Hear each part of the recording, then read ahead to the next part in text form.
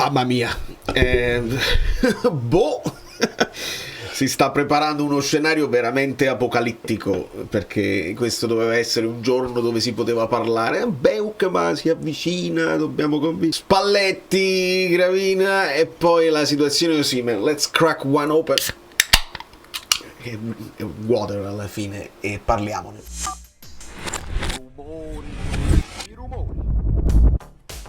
Benvenuto Pietro Ferraro, benvenuti a tutti i nuovi iscritti, siete tanti.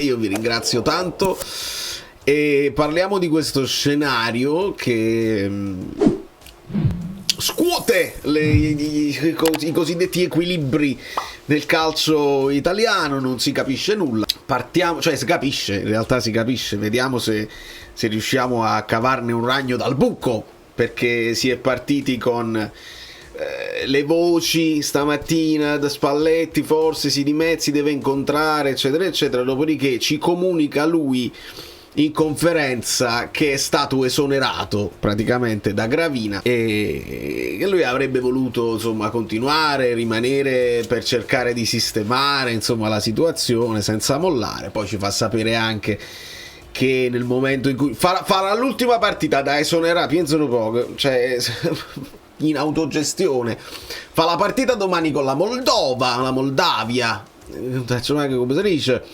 e chissà, poi vedremo magari un gol dell'Italia, lo corrono ad abbracciarlo, immagini che abbiamo visto con Ancelotti. Cerchiamo di andare avanti. Poi Spalletti fa anche sapere che nel momento in cui si interrompe la collaborazione lui nulla a pretendere, nel senso che non continuerà a prendere i soldi anche se il contratto era più lungo. Vabbè, adesso però immediatamente nell'immaginario di tutti i tifosi, specialmente quelli del Napoli, anche noi sul gruppo, logo Spalletti mo va alla Juventus, perché è un'immagine, uno scenario spettrale che abbiamo sempre dentro di noi immaginato, però congiunto lì, uno scenario congiunto lì a Torino, solo che il caos è proprio quello. Cioè, può mai succedere che Spalletti va alla Juve nel momento in cui loro hanno cacciato Giuntoli tutto insieme?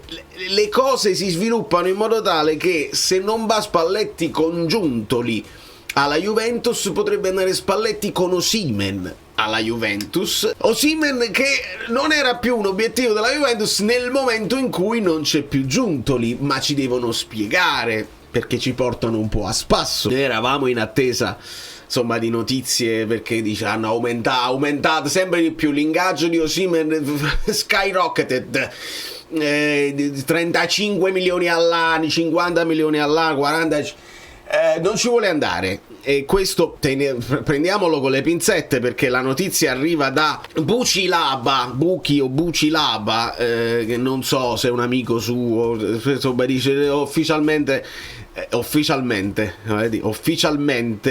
rigetta la proposta, la quinta offerta dell'Al-Hilal. Ha deciso, non ci vuole andare, non ci vuole andare. Io ho provato a convincerlo, li avete visti i video precedenti, io ho detto è un bel campionato, ti diverti con Inzaghi. Niente, la priorità è di rimanere in Europa con un top Italian club.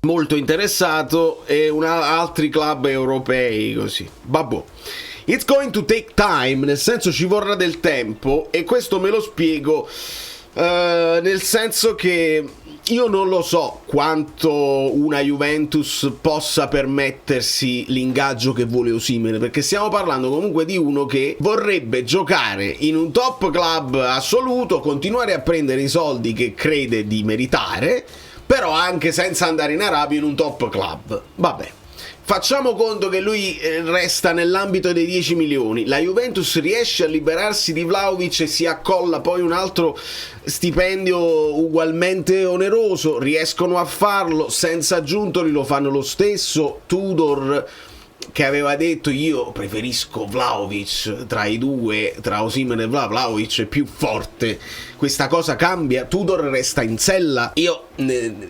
Questi sono pensieri di libertà, quindi statemi dietro, seguite gli accordi e statemi dietro. Il pensiero era: non voglio immaginare Spalletti alla Juve, ok? Non voglio immaginare quello. Mi immagino che la prima cosa da risolvere, ma proprio a breve termine, è la nazionale italiana. Bisogna mettere un allenatore nazionale, visto che nomi strani si fanno.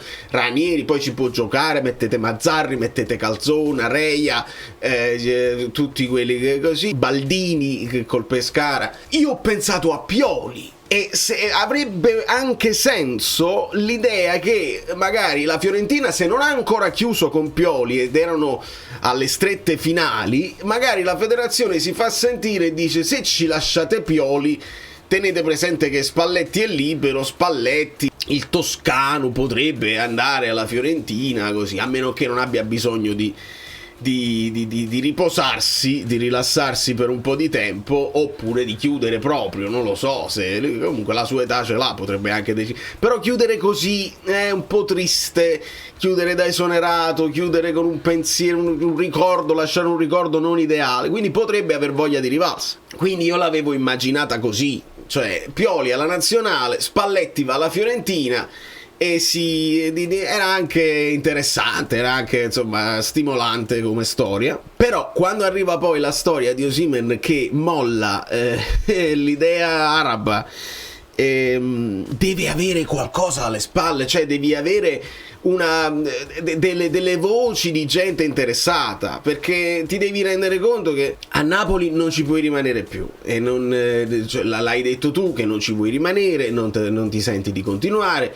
Il Napoli non credo che voglia reintegrarlo, e non dovrebbe anche nemmeno poterselo permettere, e si andrà secondo me a un braccio di ferro pesante, che quando si dice ci vorrà del tempo per forza, perché se ci sono delle squadre interessate ad Osimhen, non sono interessate a breve termine come lo era la Hilal, che aveva l'esigenza di mettere la punta anche per il mondiale per club. Le altre squadre che hanno dimostrato di non essere così interessate nonostante una grande stagione di Osimhen al Galatasaray non ci stanno, o se ci stanno non hanno né l'intenzione di spendere tutti i soldi della clausola, e quindi il Napoli dovrà poi o accettare di meno o andare a trattare. Né credo di dargli tutto lo stipendio che lui vuole. Una squadra poteva essere il Galatasaray, che sa quello che trova, nel senso che lo hanno già sperimentato, si sono trovati bene. Potrebbero offrire qualcosa di meno al Napoli. Facciamo un esempio così: gli dai 50 al Napoli e gliene offri 6-7 ad Osimhen. Osimhen accetta tutto questo, di abbassarselo l'ingaggio rimanendo poi in Turchia? Diventa difficile. A chi altro serve Osimhen e chi se lo vuole accollare? Questa è la domanda. E lo scenario apocalittico è proprio quell'altro, nel senso che Osimhen con Spalletti fa il grande exploit. Spalletti magari sentendosi anche tradito, con la voglia di ricominciare e mettersi così una panchina come quella della Juve. Poi parliamo del tatuaggio, parliamo di quello che ha scritto nel libro. Io non ci voglio pensare, ma se noi andiamo a prendere Conte, perché la Juve, che storicamente negli ultimi decenni ha sempre un pochino preso ispirazione, diciamo da noi, una volta Sarri, una volta Higuain, una volta Giuntoli, tutto quello che facciamo, e noi prima o poi loro vengono e se lo prendono. E ultimamente che il Napoli sta facendo il contrario, che ci pigliamo i Manna, ci pigliamo i Conte da loro, così. Quindi è uno scenario apocalittico, ma addirittura plausibile. Niente, stanno venendo a ruota dopo il tweet di quello là che dice di essere suo amico. Sono a ruota, sono venuti Schira, sono venuti Alfredo Pedullà, è venuto anche Fabrizio Romano con Matteo Moretto. Purtroppo lo scenario è confermato, e quindi l'ipotesi araba, che avrebbe garantito tutti i soldi della clausola a noi anche in tempi brevi, probabilmente non si realizza. Adesso il Napoli può decidere di fare la voce grossa e dire: no, se non mi portano tutti, su qualsiasi squadra, se non mi portano tutti i 75,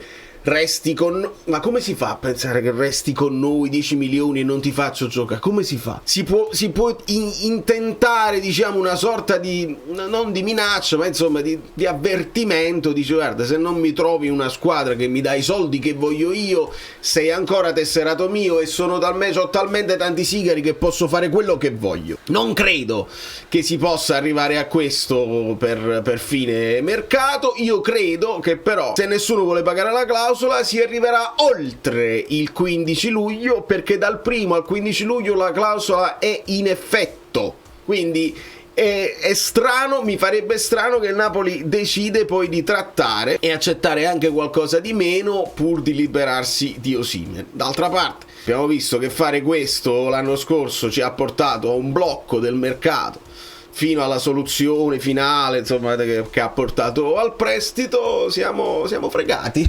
Siamo fregati. Quel rinnovo è stato la fine di tutto, non l'inizio della fine di una serie di cose. Niente, pure Di Marzio ha continuato. Insomma, ragazzi, la nostra speranza ad oggi è che il Galatasaray sia talmente innamorato del ragazzo che, se non 75, te ne offre 60, 50. Io ripeto, come provocazione, ve l'ho detto, il Napoli lo ha ammortizzato ampiamente, non fai minusvalenza, glielo puoi cedere anche a 2 milioni, ed è una provocazione, chiaramente. 30, 40, insomma, costerà un po' più di indoie. Osimhen te lo devono pagare così. Quindi speranza che il Galatasaray sia assolutamente forte sul ragazzo e che il ragazzo accetti di rimanere in Turchia, dove ha fatto sapere, insomma, sembrava abbastanza contento.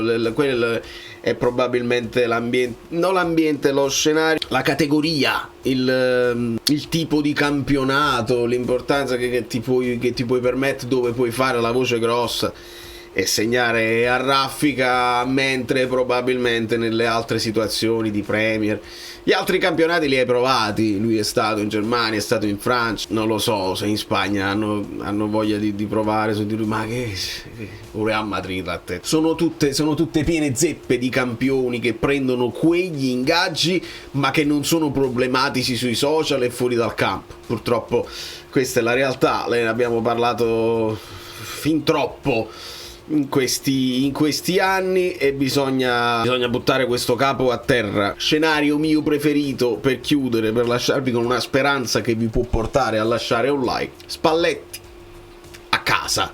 Se si guarda con le papere, si guarda il campionato, ogni tanto lo chiamano per fare un commento al calcio. Sembra quasi che sai poco. Allora, Osimhen magari al Galatasaray, compra titolo definitivo, 50-60 milioni e va bene così. Poi a lui dategli quello che volete, che non ci interessa, dovete toglierci questo pismo che teniamo sulle spalle.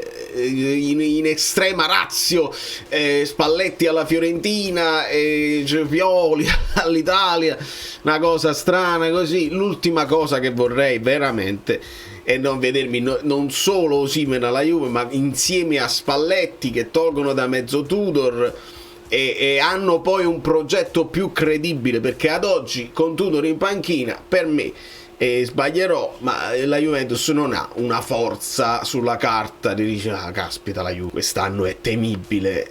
No, con Tudor non mi sembrano temibili. Possono fare un campionato di vertice, ma non senza, insomma, siamo onesti. Se invece prendono Spalletti e ci credono e lo tutelano come non hanno fatto con Motta e con Giuntoli, se imparano dall'errore, come noi abbiamo imparato dall'errore dei 2 anni fa, lì diventa un po' più complicata, con o senza Osimhen. Onestamente peggio ancora se con Osimhen. Da New York, Valerio Fluido è tutto, vi abbraccio e vi bacio. Qualcosa succederà, ci teniamo in contatto, perché le novità arriveranno a raffica.